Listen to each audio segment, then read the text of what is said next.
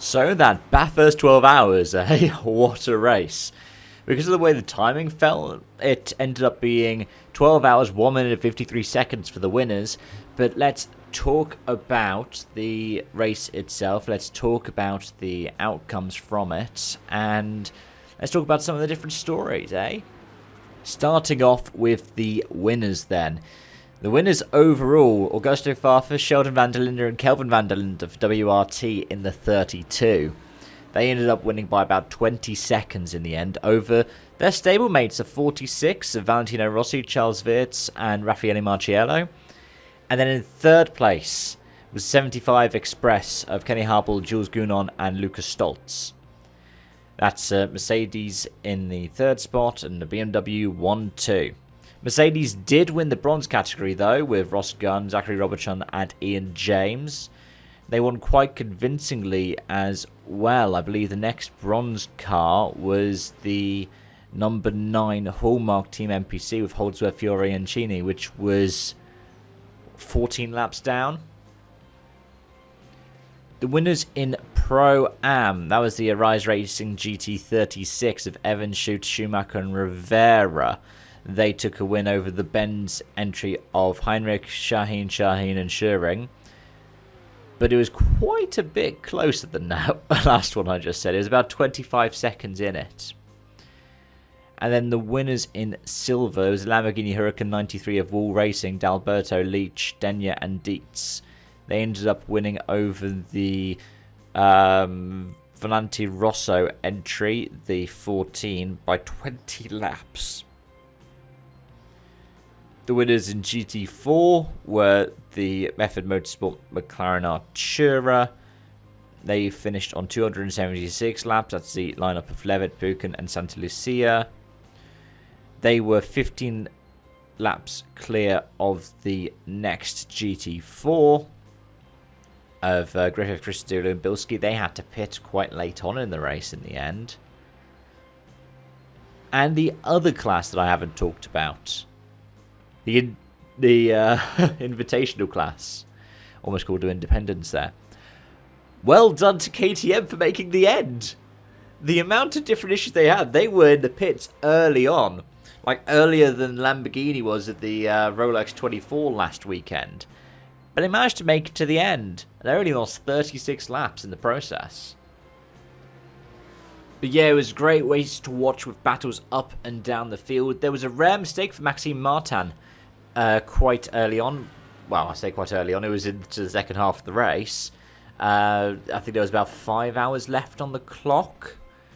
And it was just surprising, like largely unexpected. Mauro Engel had started off well. Martin had been performing well as well before that incident. But likewise, in terms of charges, Farfus had a good start in the race. But someone else who did was Chaz Mostert. The Mostert-Brown-Serra lineup performed quite well over the course of the event. Though Brown had an incident, I believe, with... was it Maxi Goetz? I'm trying to remember right now if it was the 888 or the 77. I feel like it was a 77. It went off into the gravel. Likewise, that 911 Absolute Racing lineup were pretty consistent throughout. There was a moment where Picciarello was being chased down for... must have been about half an hour by Mostert. I think it was Mostert. I can't remember. I think Sarah might have been behind the wheel at some point in it.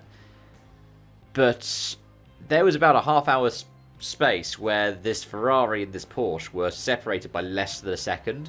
As part of why I love GT racing, you can see all of these different events going on and unfolding, and you can have drivers this close for this long without crashing, and especially without crashing into each other, which is something that you can't get in, for example, Formula racing. And of course, with Bathurst, there's the crashes. We had 2 big ones over the top of the mountain this year. I think a few years ago I had a hot take about the safety of the track. It's a good thing that the cars are a bit slower now. I mean, the fastest race lap was a 274 from the Arise 26, which is still 7/10 off of SVG's record in 2016. And it's the thing, I do love Bathurst. It's a fun track to watch. It's a fun track to drive in the sim. People I know who've driven it in real life love it.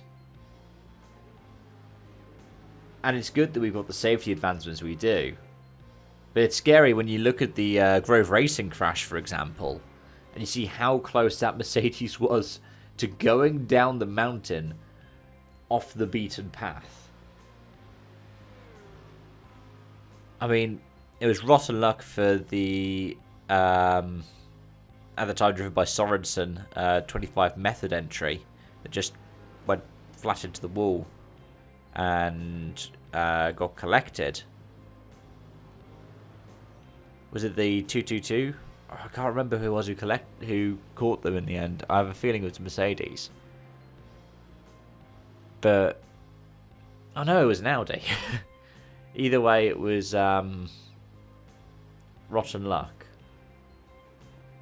Anyways, I definitely did enjoy watching it, and I think that you might as well. So if you get a chance, try and check it out in the description section down below.